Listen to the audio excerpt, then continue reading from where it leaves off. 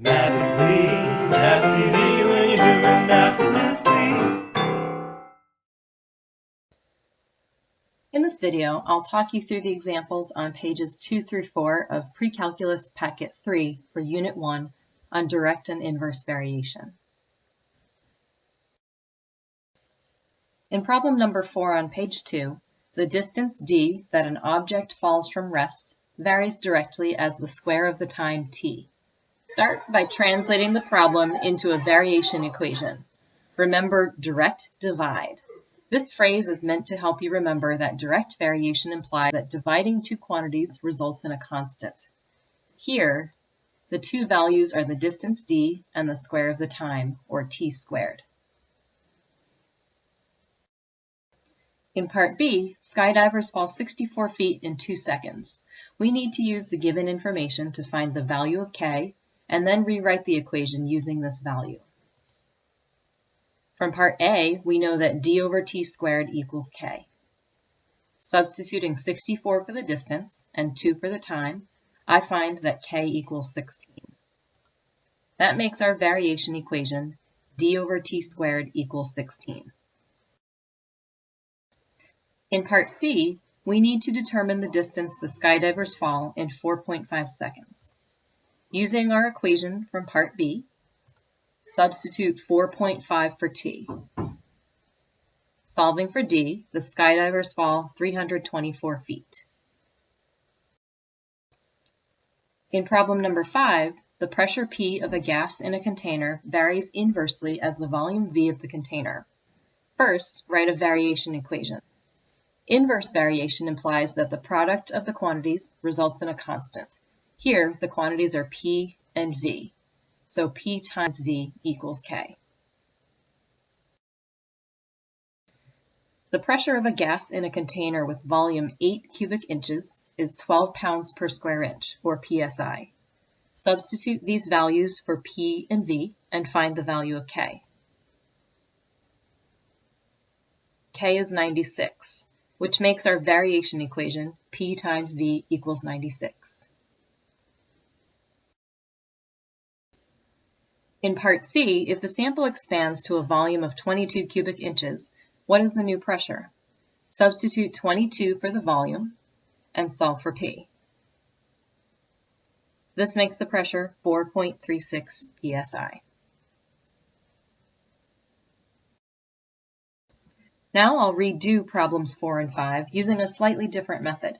For problem number 4, which was a direct variation, instead of writing a variation equation and finding the value of k, I'll use the fact that direct variation implies that dividing any pair of y and x in the problem will result in the same value.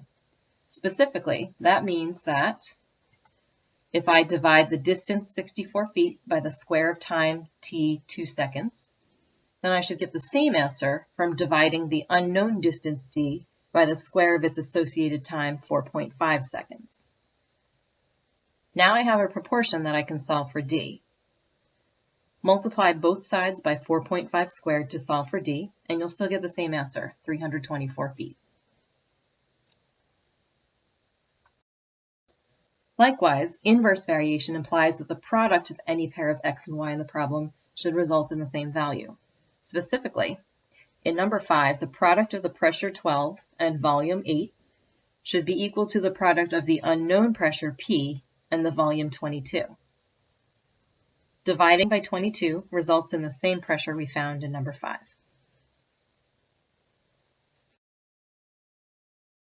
In problem number 7 on page 3, on a dry asphalt road, a car's stopping distance varies directly as the square of its speed. A car traveling at 45 miles per hour can stop at 67.5 feet.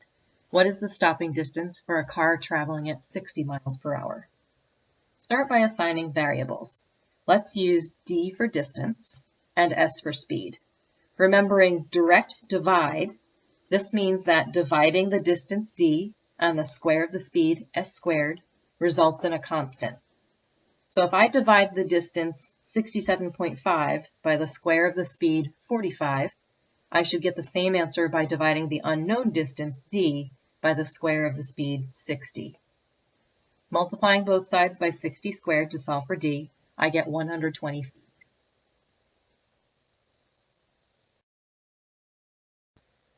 In problem number 8, the water temperature of the Pacific Ocean varies inversely as the water's depth. At a depth of 1,000 meters, the water temperature is 4.4 degrees Celsius. What is the water temperature at a depth of 5,000 meters? Let's use T for temperature and D for depth. The variation equation would be T times D equals K. This means that the product of T times D will always result in the same value. So 4.4 times 1,000 should be equal to the unknown temperature T times 5,000.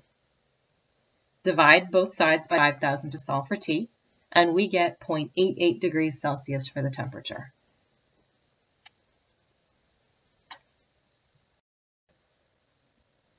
In problem number 9, the illumination provided by a car's headlight varies inversely as the square of the distance from the headlight. A car's headlight produces an illumination of 3.75 foot candles at a distance of 40 feet. What is the illumination when the distance is 50 feet? Using I for illumination and D for distance, the variation equation is I times D squared equals K. Then 3.75 times 40 squared is equal to the unknown illumination I times 50 squared. The illumination is 2.4 foot candles.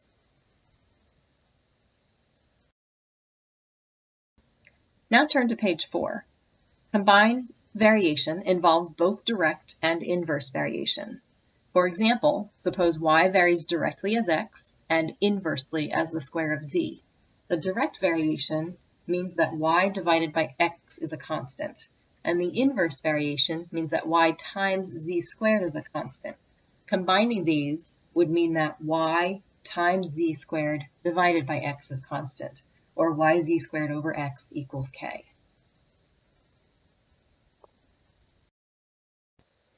Joint variation involves more than one direct variation. Notice that the word more is missing from the definition in your packet on page 4. For example, if y varies jointly as x cubed and as z, then dividing y by x cubed and dividing y by z both result in constant values. As a single equation, this means y divided by x cubed z is equal to k.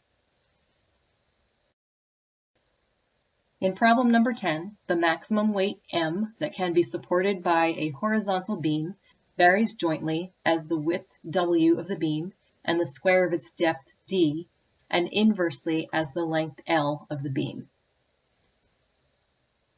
The variation equation is m times l divided by w d squared equals k. The joint variation means that m varies directly with w and directly with d squared. So in the equation, m is being divided both by w and by d squared. The inverse variation appears as the multiplication m times l. Isolate m by multiplying by w and d squared and dividing by l.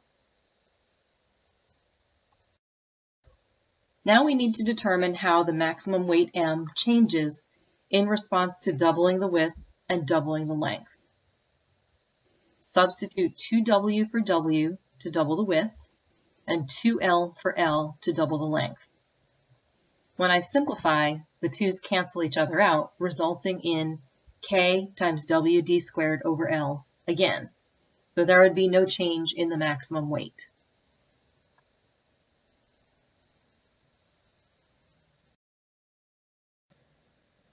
Now we'll determine how m changes in response to each of these.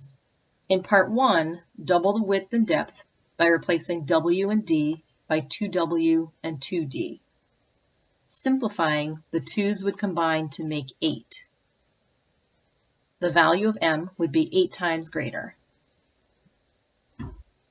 In part 2, double all 3 dimensions by replacing w, d, and l by 2w, 2d, and 2l. Simplify, and this shows that m would be 4 times greater. In part 3, replace d with 1/2 d. This simplifies to 1/4 times the original value of m. So So m would be 1/4 of its original value.